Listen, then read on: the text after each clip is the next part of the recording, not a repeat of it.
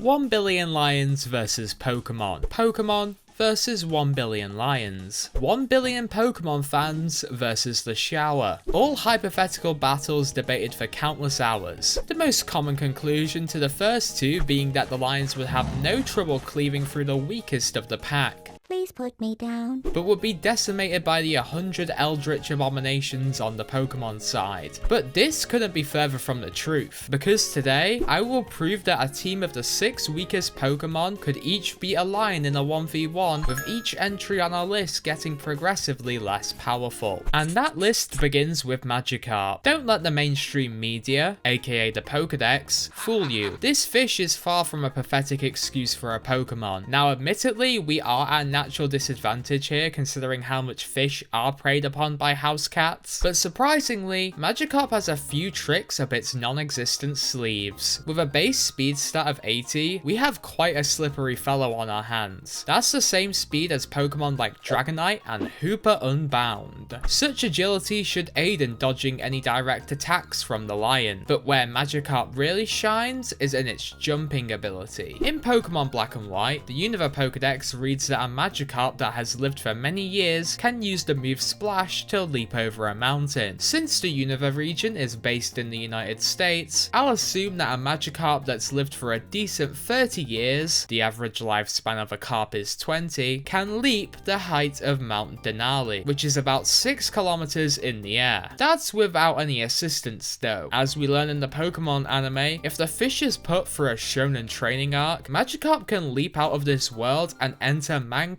final frontier. As stated in the Sonic Heroes opening theme, what comes up must come down. And upon re-entering Earth's atmosphere, Magikarp will begin falling at a velocity of at least 11.2 kilometers per second. I only got a B in my physics GCSE, but I know for a fact if I was a lion and a fish that weighed 10 kg landed on my skull, I might need a super potion or two. So think twice whenever you try insulting Magikarp, otherwise you might just find yourself the victim of an orbital strike. But what about a Pokemon that can't turn itself into a missile? Let's explore the odds of Sunkern winning against a feline fellow. There's no sugarcoating it. This guy's stats suck all across the board. So much that they held the achievement of lowest stat total of any Pokemon for nearly 17 years. Furthermore, unlike Magikarp, Sunkern has no natural way of getting round quickly. Plants aren't really known for their mobility unless you're playing like Cuphead or something. Luckily, nothing I said in that previous paragraph matters, much thanks to Sunkern harnessing the power of the sun. Sunkern's two abilities, Solar Power and Chlorophyll, can either boost the plant's special attack by 50% or double their speed stat, transforming them either into a rocket launcher or the Batmobile. To top this off, Sunkern learning Solar Beam, an 120 base power move that fires a concentrated blast of sun juice at the enemy, puts no doubt in my mind that Sunkern comes out victorious. I don't care if you're fighting an ant. If the ant pulls out a solar death ray, you're cooked.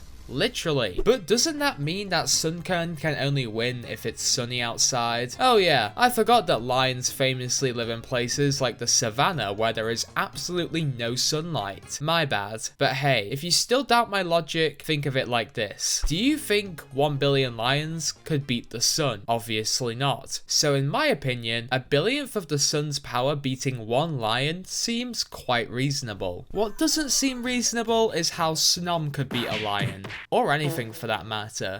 The ice and bug type is about as pathetic in battle as it is cute. If you know how I feel, why would you say that? And unlike Magikarp and Sunkern, it really has no special talents to instantly sweep a fight. With no special abilities, no base stat larger than 45, and a move pool of only 12 attacks, this will be our toughest task yet. In an effort to find an effective solution, I brushed up on my ancient Chinese literature. In The Art of War, Sun Tzu states that the most effective solution to getting a W on the battlefield is attacking areas that your opponent can't defend against. Now, which part of a lion is always open for attack? Correct, the ears. Ever seen a lion wear headphones? I don't think so. Like all felines, lions have extremely sensitive hearing, and loud noises are one of the most effective ways of warding one off. All Snom has to do is use Bug Buzz, a move that is listed under the sound category, and the lion should become incapacitated. Long live the king. Resulting in another Pokemon victory. Failing that, we could always try and get lucky by spamming the attack Powder Snow that has a 10% chance to freeze and turn our target into a lion ice cream. 3 victories for the Pokemon proven, 3 more to go. Number 4 on our list will be Cosmog, who stands out as a Pokemon that learns 0 attacking moves. Teleport and Splash are the only moves Cosmog can learn, but before you get any Magikarp themed ideas, we will not be going back into space anytime soon. Do these stats look like those of an astronaut? So, what can we do if we can't attack? Well, as luck would have it, Cosmog can win this battle by simply existing. If you didn't spam through the dialogue of Pokemon Sun and Moon, you'll know that Cosmog can create ultra wormholes when placed under extreme stress. This is why Lusamine is so desperate to capture it. I don't know about you guys, but if I was dropped into a Roman Colosseum this very second to fight a lion, I'm probably going to be freaking the hell out, especially if my learn set carried nothing that did damage. The summoned ultra wormholes would of course contain ultra beasts, who are some of the most bizarre and powerful creatures in the Pokemon series. If the lion did so much as look at Cosmog the wrong way, it would pretty much be spinning a roulette wheel as to which alien abomination ends their life. You could be suplexed by Buzzwole, fried by Xurkitree, or maybe Cosmog rolls the jackpot and summons Necrozma, a Pokemon that can transform into a celestial being with strength that surpasses the god of Pokemon Arceus. So yeah, if you're ever feeling stressed or anxious, just know it can have its benefits. That is if you're a Cosmog, of course. In fairness, I understand this is sort of an indirect victory for Cosmog, like when you turn on the character item in Smash Bros, but if it works, it works. To make things harder for our next entry, I'll tighten up the rules by banning them from receiving any additional help. It just so happens this clause is extremely relevant to Wishiwashi. This Pokemon holds the record for the lowest base stat total in history, but also has the ability Schooling,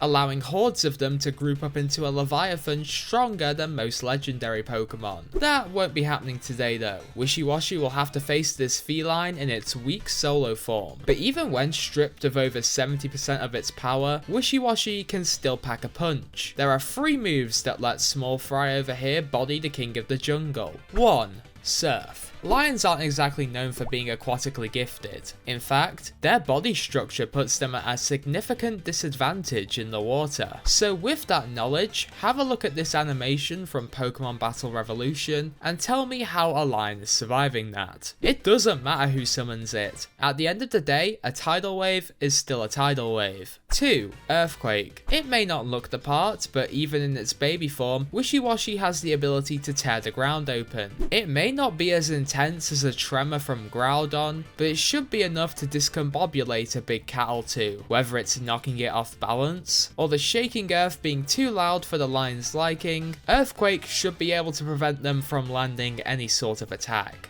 Number 3. Uproar. We're taking some inspiration from Snom here, but there's nothing wrong with sticking to ancient Chinese literature. While the method for stunning the lion will be the same, Wishiwashi carries it out in a much more efficient way. This excellence is through the move Uproar being a much louder sound than Bug Buzz, as when used, the former prevents any Pokemon on the field from sleeping. So if a lion doesn't want to be drowned, incapacitated, or suffer from insomnia, it will know not to pick a fight with Wishiwashi. We've almost reached the end of our hypothetical and quite frankly bizarre adventure. On our way, we've dealt with low stats, limited abilities, and sometimes no combat ability at all. So then, who would be the objectively worst Pokemon to put up against a lion? There are 2 types of attacks in Pokemon, physical and special, and since there are no recorded reports of lions shooting lasers out their eyes, any attacks coming from them would be purely physical. With a base attack and defense of only 5, Happiny would likely struggle the most in a physical confrontation. Let's look at some clips of Happiny fighting, you know, for evidence.